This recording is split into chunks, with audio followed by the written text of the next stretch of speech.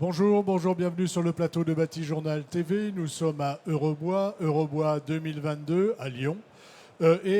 Pour débuter l'après-midi de ce deuxième jour de salon, nous allons parler de formation avec les agenceurs, avec la Chambre syndicale des agenceurs. Avec moi pour en parler, Monsieur Pierre Hersbruck, bonjour. Bonjour monsieur. Vous êtes, vous, président de la Chambre française des agenceurs. Je l'ai donné dans le bon ordre ou pas? Alors, c'est Chambre française de l'agencement et c'est effectivement le syndicat professionnel des agenceurs, rattaché à la Fédération française du bâtiment. Voilà. À côté de vous, un enseignant et un chef d'atelier, c'est ça? Tout à fait. Oui, oui. Vous êtes Monsieur Pascal Tisserand Tout à fait. et vous intervenez, enfin vous avez deux casquettes. Vous avez une casquette de chef d'atelier et vous êtes enseignant en BTS agencement, c'est ça? En BTS agencement, c'est ça. Oui, oui, depuis une trentaine d'années. Depuis une trentaine d'années. À côté de vous, Monsieur Emmanuel Demar-Liave. Vous voyez, je vous avais dit, j'aurais du mal. C'est ça, Marliave. Je suis désolé. Et vous êtes directeur de Zachary Agencement. Zachary Agencement, exactement. Qu'est-ce que c'est, Zachary Agencement? Donc, nous sommes une entreprise d'une quinzaine de personnes basée à Brignais, donc dans la région lyonnaise, et nous intervenons sur toute la France en tout corps d'État, en fait, en tant qu'agenceur tout corps d'État pour des clients qui sont des marques diverses. Voilà, alors on va partir directement dans le vif du sujet. On va simplement, avant, présenter ce que c'est que la démarche Pro-A que vous avez mise en place à la Chambre syndicale. De quoi s'agit-il? Alors, j'étais venu il y a 2 ans, exactement sur le même plateau, vous vous souvenez, juste avant le Covid. On avait démarré cette démarche 1 an plus tôt et le Chambre française d'agencement avait lancé une association qui s'appelle Pro-A. Depuis, on a bien grossi parce qu'on est passé de 40 membres à 70 membres carrément. En fait, le but de Pro-A, c'est de travailler, apporter des solutions aux agenceurs dans leur quotidien. Quel que soit le... Enfin, vous balayez tous les domaines, hein, c'est ça? Oui, tout à fait. Alors, vous avez vu ce matin, vous avez pas vu des agenceurs Pro-A qui ont parlé de la RSE. On a des commissions dédiées aux achats, on a des commissions dédiées au matériel justement pour la production, et on a des commissions dédiées à la formation et à la formation continue. Voilà, et on va parler aujourd'hui de formation dans les deux axes, formation initiale et formation continue. Tout à fait. Pourquoi ce besoin de s'intéresser? Pourquoi s'intéresser à la formation? Alors, on en parlait tout à l'heure avec Pascal, qui relaie les offres d'emploi rien que sur le bassin lyonnais, puisque la Mâche est une école reconnue. Il a besoin de recruter, on a besoin de recruter dans le bassin lyonnais 100 personnes, 100 conducteurs de travaux ou techniciens bureau d'études. Voilà. Pour les entreprises d'agencement. Pour les entreprises d'agencement. Donc, la formation, on va dire, c'est intimement lié au recrutement. Et complètement, c'est-à-dire qu'on a des filières de formation qui assurent des débouchés à 100%. Ça fait des années que tous les gens qui sont formés dans notre métier trouvent un emploi à l'issue de leur formation, sans aucun problème. Sans aucun problème. Ça, c'est vraiment un besoin sur la formation initiale et le recrutement, enfin le mettre en phase, on va dire, l'un et l'autre. Oui, c'est un vrai problème pour les entreprises. C'est un vrai problème pour nous aussi parce qu'on essaie de cibler les entreprises et on essaie de cibler les jeunes par rapport aux entreprises. On essaie d'orienter nos jeunes dans la partie bureau d'études, ateliers, etc. Donc nos jeunes ont des débouchés multiples et variés et ils ont énormément de sollicitations. Là actuellement, moi, juste à mon niveau, j'ai plus d'une centaine d'offres d'emploi, qui soient en régional, en national et voire à l'international. Voilà, et donc vous formez des jeunes pour ces offres d'emploi oui. Spécifiquement. Donc de niveau Bac Pro, de niveau BTS et on va bientôt passer sur le niveau supérieur Bac plus 3. Voilà, on va en parler. Avant, je voudrais savoir comment ça se passe dans les entreprises. Est-ce que formation, recrutement, ça va forcément ensemble? Ah oui, c'est forcément lié, intimement lié. Nous, de notre côté, nous avons un partenariat, on va dire, historique avec la Mâche qu'on connaît de Donc la Mâche, c'est un longue lycée date. à Lyon. Voilà, c'est un lycée lyonnais qui a passé les 100 ans. Mais avec d'autres, et nous sommes en recherche quasiment permanente en fait, de candidats. Alors allons-y sur la formation. Quels sont les besoins et qu'est-ce que vous mettez en place? Alors, aujourd'hui, il existe une offre de formation très conséquente jusqu'au niveau bac. On dénombre à peu près 230 bacs pro liés de près ou de loin à la menuiserie et à l'agencement, qui sont le départ. Ensuite, et sur un maillage national. Sur un maillage national. Toujours sur un maillage national, on a à peu près 38 BTS, donc bac plus 2, dédiés à notre métier, qui est ERA, c'est-à-dire environnement... Études, réalisation d'agencement. Voilà, merci, le professionnel vient de parler. Donc on en a 38. Donc ça suffit. En revanche, quand les candidats, quand les diplômés sortent de ces 2 ans de formation, il faut aller plus loin. Ça ne suffit pas aujourd'hui. Pourquoi ça ne suffit pas? parce que les contraintes du métier sont multiples. On a effectivement de la technique, mais on a des chantiers de plus en plus gros. On a de plus en plus de contractuels. On a de plus en plus de challenges en termes de délai, en termes de management. Donc il vous faut des gens mieux formés au management et puis formés à des techniques très précises et très pointues. Oui, que ce soit en formation technique, la base est déjà là, mais il faut aller plus loin. Mais en management de projet, clairement, moi j'ai des conducteurs de travaux qui gèrent des projets de 7 millions d'euros. C'est pas en sortant d'un bac plus 2 immédiatement qu'on peut gérer ce genre de projet. Voilà, donc ça c'est important. On a une formation de base qui est existante, qui est bien ancrée et qui est bien maillée, mais il nous faut un étage supplémentaire.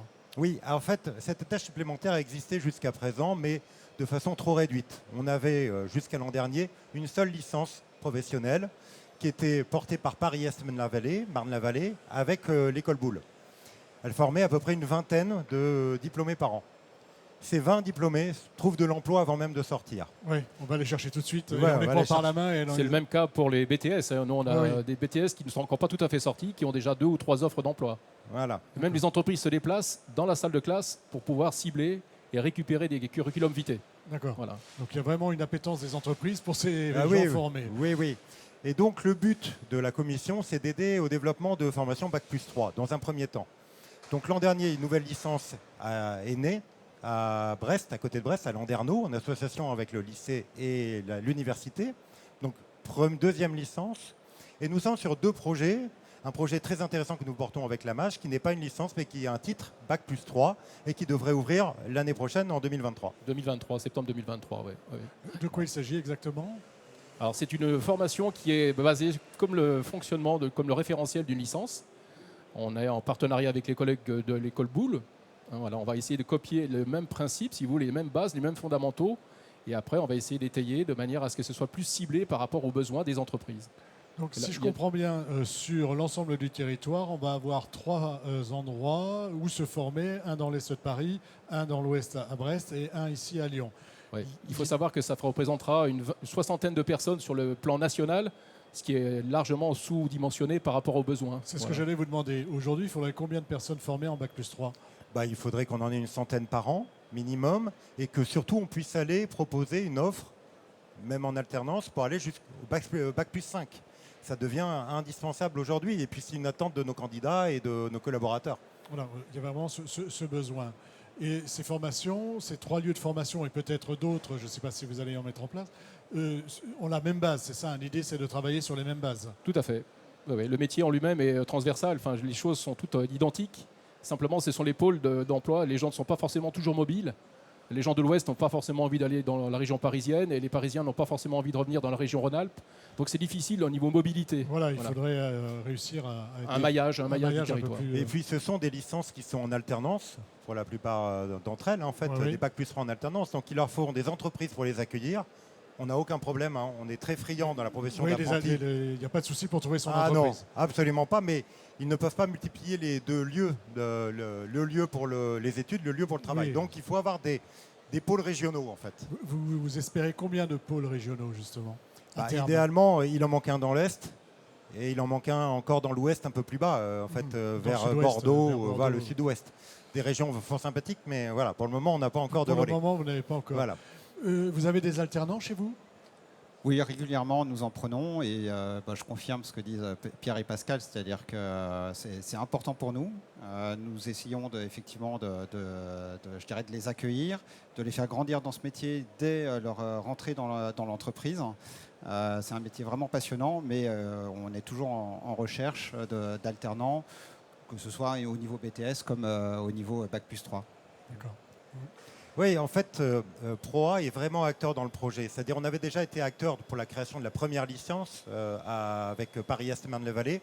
Et on continue à être acteur en mettant en relation cette première licence avec les autres développements de formation. On pousse et on est tous investis. Emmanuel ou d'autres membres ProA interviennent au cours de ces formations en tant que professionnels. Voilà, parce que ce que vous me disiez tout à l'heure, vous avez une double casquette, ce qui peut être relativement utile dans le cadre de ces métiers. En permanence, on est en lien avec les entreprises par le biais des formations que l'on fait aussi au niveau dans le cycle de la formation. Vous avez des périodes de formation en milieu professionnel, ce qu'on appelait vulgairement avant les stages. Voilà, donc il y a une immersion des jeunes dans certaines périodes de l'année au sein des entreprises. Donc là, on a un lien permanent avec les entreprises. Voilà. Oui. Et j'allais dire, et c'est vraiment une immersion. C'est-à-dire qu'ils prennent part entière à l'entreprise. Pour beaucoup d'entreprises, nous sommes des PME. Et donc, l'alternant a très rapidement une place à prendre au sein de l'organisation. Ce n'est pas juste quelqu'un qui regarde. Alors, il apprend, évidemment, mais il participe aussi à l'entreprise et ce qui lui permet ensuite de... C'est presque une intégration. Hein. C'est presque une intégration. D'accord. Concrètement, comment ça se passe chez vous sur les Bac plus 2 et puis les futurs Bac plus 3 ? Concrètement, c'est-à-dire à quel niveau ? Qu'est-ce que vous leur proposez comme type d'enseignement ? Comment vous les accompagnez ? Alors, ce sont des BTS très techniques hein, qui sont orientés vraiment sur du tout corps d'État. C'est-à-dire que c'est le bâtiment, non pas le gros œuvre, mais le second œuvre. C'est-à-dire qu'on ne construit pas le bâtiment, mais on fait l'aménagement intérieur. Donc toute la technologie, le dessin, tout ce que l'on apprend est sur la partie intérieure du bâtiment. Donc ça s'ouvre sur plein de domaines. Les gens que l'on recrute à la base sont pour la plupart issus de la filière bois, hein, donc des bacs professionnels, menuisiers. Et après, ils s'orientent sur un BTS qui est beaucoup plus ouvert, qui s'oriente plutôt sur le bâti intérieur, si vous voulez. Voilà. Et après la licence, ça rajoute une seconde ou une troisième couche de connaissances, plutôt orientée cette fois-ci gestion des affaires, gestion administrative, gestion des projets, financiers, etc. Voilà. Planification des travaux, etc. C'est-à-dire que là, on a des personnes qui auront un volet technique, des bases techniques très importantes Oui. et qui sauront aussi gérer un projet et faire ce que vous disiez, aller jusqu'au conducteur de travaux. C'est toute la complexité d'ailleurs de la formation. Quand les jeunes viennent nous voir, quand ils viennent pour un bac professionnel, ils n'ont absolument pas l'idée de sur quoi ça peut déboucher au final. Voilà, le bac professionnel, c'est quand même des choses qui sont orientées sur de la production, essentiellement. Quand on passe en BTS, là, on est déjà sur des choses plutôt théoriques. Donc, on fait du chantier, suivi de chantier, de la conception technique. Et après, en licence, c'est vraiment la gestion d'une affaire. Voilà, de A à Z. Si on va jusqu'au bac plus 5, on ira sur quel type de profil ? Effectivement, on va leur donner l'opportunité d'avoir un diplôme d'ingénieur. Hein. Pour l'employabilité, c'est très bien. Mais c'est vrai que quand je vois la responsabilité qu'ont certains de mes collaborateurs qui sont cadres, sans être manager pour autant, ça devient indispensable. En fait, en phase 2, ils ont des ingénieurs. Quand ils travaillent avec des maîtrises d'ouvrage ou des entrepôts générales comme Bouygues ou Vinci, leurs interlocuteurs sont des ingénieurs Bac plus 5, hein, voilà, bien entendu. Ça. Donc ils ont besoin d'avoir le même niveau et de parler le même langage. Exactement. Et en plus, on en a déjà qu'on intègre. Sauf qu'ils n'ont pas notre formation d'agencement. Et je voulais rajouter quelque chose. L'agencement, ça a le vent en poupe, mais pour très longtemps. Pourquoi ? Parce que vous voyez bien que le design est présent partout. Tous les lieux sont de plus en plus décorés. Et le grand défaut des chantiers, c'est la non-anticipation, la non-prévision. Tout ce sur quoi s'attelle un agenceur. D'où l'importance d'avoir des chefs de projet qui savent mener le projet très en amont et discuter avec les donneurs d'ordre. Les donneurs d'ordre. Et nous voyons de plus en plus de personnes qui viennent de filières différentes, en fait, qui toquent à notre porte pour nous dire « j'ai envie de découvrir votre métier qui effectivement est très riche ». D'où la demande effectivement des professionnels qui est très importante de pouvoir les accompagner pour grandir, je dirais, dans nos métiers. Voilà. C'est quel type de profil ? On rencontre des personnes qui viennent de bacs généraux ou bacs techniques, mais qui n'étaient pas dédiées au monde de l'agencement et qui en voient la diversité, je dirais, à travers des découvertes, des rencontres, puisque comme disait Pierre, c'est un métier où vous avez à la fois de la technique, vous avez du design, vous avez de la gestion de projet, vous avez de la gestion d'affaires au sens financier du terme. Donc c'est vraiment à la fois une très grande responsabilité, mais une richesse qui est vraiment très épanouissante pour ceux qui veulent prendre ce projet à bras le corps. Oui, allez-y. Oui, en fait, plein de métiers du bâtiment proposent la même chose en fait, hein, dans ce qu'on vient de décrire. Il faudrait rajouter qu'on a une composante études et production qui n'est pas fréquente dans le bâtiment. C'est-à-dire qu'avant d'intervenir sur le chantier, on a déjà fait 80% de la valeur, avec des études, avec des approvisionnements, avec de la transformation dans nos ateliers. Donc ce qui rend les choses un peu plus complexes et plus fines, plus subtiles que plein de corps d'état du bâtiment, où finalement on achète de la matière et on vient la mettre en œuvre sur place. Directement voilà. sur le chantier. Et ce n'est pas pour critiquer, je dis simplement que... Votre métier est différent de celui d'un plaquiste. Voilà. Sur cet aspect, c'est une particularité, oui. Sur cet aspect formation initiale puis formation plus poussée, est-ce qu'il y a quelque chose à ajouter de votre côté de l'enseignement ? Sur l'enseignement, on essaie de coller vraiment à ce qui se passe en entreprise. Donc il y a quand même un échange important entre les entreprises et les centres de formation. Les diplômes évoluent aussi. Les diplômes qu'il y avait une dizaine d'années en arrière ne sont pas du tout les mêmes que maintenant. Et il y a toujours une évolution, une adaptation des diplômes par rapport au monde du travail.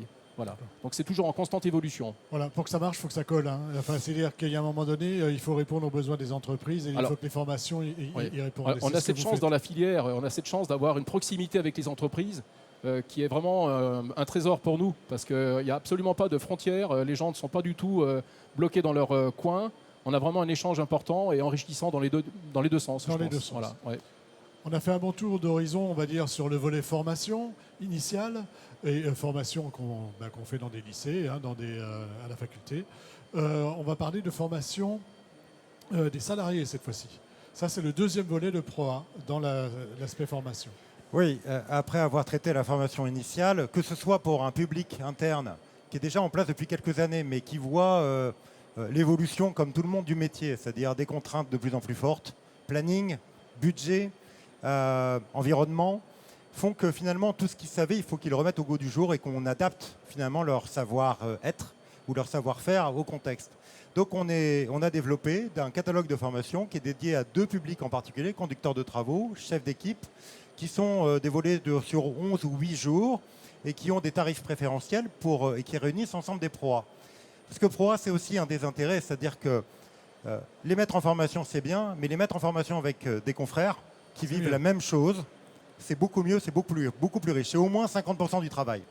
Ça veut dire que les gens qui se forment au sein des entreprises ProA ou un peu plus largement? En fait, c'est des gens qui sont au sein des entreprises ProA. Les entreprises ProA envoient leurs candidats, leurs stagiaires en formation pour des groupes de 10-12 personnes. Et c'est un parcours d'1 an, en fait, au total. Donc, aussi bien pour des gens qui ne viennent pas tout à fait de notre filière, qui ont besoin de se mettre à jour, que pour des gens de la filière qui ont besoin de se remettre à jour, c'est très, très intéressant pour eux. Dans votre entreprise, est-ce que vous avez cette politique de formation interne et comment vous faites coller, on va dire, ce qu'on vient d'entendre sur la formation ProA et sur ce que vous faites? Alors, c'est une vraie demande que nous avions, qui était compliquée à mettre en place parce qu'effectivement, nous avons besoin de trouver des formations qui soient adaptées en fait, aux spécificités du métier. Je dirais pour coller aussi aux motivations des stagiaires qui viennent dans la durée. Et c'est une vraie opportunité là, qui a été mise en place à travers ce groupe de travail qui a été fait avec les ProA. Et nous, on est effectivement de gros défenseurs et très demandeurs justement de ce genre d'approche. Donc on va faire partie des premiers, je dirais, à utiliser cette formation continue. Ouais. À utiliser cette formation continue. Elle se passe comment cette formation continue? Alors là, on a établi le catalogue avec un partenaire qui est spécialisé, qui connaît très bien notre métier. Donc, et concrètement... On peut citer son nom? Oui, c'est Bicalité. C'est une entreprise qui est située à Rennes et qui connaît très bien les agenceurs parce qu'il y a beaucoup d'agenceurs avec qui ils travaillent. Donc c'est une formation qui, en fonction du nombre de stagiaires, va pouvoir être soit placé à Paris, soit au moins, et en fonction du nombre de stagiaires, ou à Lyon, à Rennes en plus, en fonction des... Et on lance les premières sessions l'année prochaine. Voilà. Comment ça se passe pour les entreprises? Vous les informez des sessions de formation? C'est elles qui candidatent, enfin, qui font candidater leurs salariés? En fait, d'abord, on a un événement très important chez ProA, à la Chambre française d'agencement. C'est une fois par an, on a un congrès qui dure 2 jours, où l'ensemble de nos membres actifs, plus les membres associés, puisqu'on a des partenaires qui nous aident dans nos métiers, se retrouvent. L'an dernier, on était à peu près 130 personnes. Donc cette année, on sera peut-être encore plus. Et c'est vraiment un moment d'échange et un moment d'information pour qu'ils bénéficient en fait de tout. C'est à ce moment-là qu'on sait comment les choses se passent. Prochain congrès? Prochain congrès à Orléans. Voilà. On a toujours le même principe. On est accueilli par un membre. Là, c'est l'entreprise ProMarie qui nous accueille. On visite des partenaires, on visite des entreprises qu'on ne connaît pas. Et puis, on a plusieurs réunions, une assemblée générale. Voilà. Ce sera quand? Alors, le 14 ou le 15 13-14 octobre. 13-14 octobre. Voilà, c'était presque bon. Voilà. On a fait un bon tour d'horizon, je trouve, sur ces aspects formation initiale et formation continue. Est-ce que vous voulez ajouter une petite conclusion à ce que l'on vient de se dire? Ou quelque chose qu'on n'aurait pas dit sur lequel vous voudriez insister? On a encore un peu de temps. Donc, ce sur quoi je voudrais insister, c'est l'importance de la Chambre française d'agencement et le dynamisme qui est mis en place actuellement. Et j'invite vraiment l'ensemble des agenceurs à pouvoir nous rejoindre parce que plus on sera nombreux, plus nous pourrons mettre en place, je dirais, des beaux projets comme ça et concrétiser, je dirais, ce qu'on souhaite faire, notamment sur la formation, mais aussi sur les autres projets comme vous avez pu en discuter ce matin également. Voilà, sur la RSE. Ce matin, on était sur le sujet RSE. En fait, c'est important ce que dit Emmanuel. On multiplie par, on ajoute à peu près une quinzaine de membres chaque année. Il faut effectivement qu'ils viennent encore plus. Il y a quelque chose de particulier dans cette association, c'est qu'on n'est pas des concurrents, on est des confrères. Et on est solidaires. Donc on trouve des solutions vraiment ensemble et c'est vraiment un moment, je dis, c'est beaucoup de travail, mais c'est un vrai moment de plaisir également. Voilà, c'est du travail et du plaisir. Sur la formation, Sur la formation, dont on a besoin de tout le monde. On a besoin des familles, des jeunes, et puis on a besoin surtout des entreprises. Et à l'heure actuelle, on est très très sollicité par les entreprises. On essaie à notre niveau de motiver nos jeunes pour arriver à intégrer les entreprises qui sont performantes et puis qui puissent s'épanouir dans un métier qui est vraiment revalorisant. On a la plupart des jeunes que l'on recrute en bac pro, ce sont des jeunes qui sortent d'un cycle collège qui n'est pas forcément très agréable pour certains. Et quelquefois, donc, ils découvrent une scolarité normale. Ça les reconditionne et ça leur donne de l'élan. Et certaines fois, voilà, ils ne s'arrêtent plus. Et on a des vraies réussites. Et je voulais remercier aussi les collègues qui viennent d'autres établissements. On est très solidaires entre nous. On se connaît bien, aussi bien au niveau des formations des lycées, etc., qu'avec le tissu industriel. Donc on est assez en association et c'est sympa. C'est très sympa. C'est un milieu très agréable. qui est assez en phase en fait. C'est un microcosme, si vous voulez. C'est une toute petite structure. L'agencement, c'est une petite structure par rapport au bâtiment. Mais je trouve qu'il y a énormément de solidarité. Et puis ça fait du bien de rencontrer des professionnels qui s'éclatent. Et puis merci aussi au président qui motive les troupes et qui nous permet aussi, nous, en tant qu'établissement, de participer à ce genre de réunions qui sont très agréables. Parce qu'aujourd'hui, il y a un vrai besoin de recrutement, donc de formation. Tout à fait. Merci messieurs, merci d'être venus sur le plateau de Batijournal TV pour nous parler de formation, pour nous parler de ce que vous mettez en place à la Chambre syndicale avec ProA et particulièrement sur la formation. Une émission comme toutes celles que nous tournons ici à retrouver sur notre site internet Batijournal et bien sûr sur les sites de nos partenaires que sont le magazine Woodsurfer, Eurobois 2022 et France Bois Forêt. Merci à vous. Merci.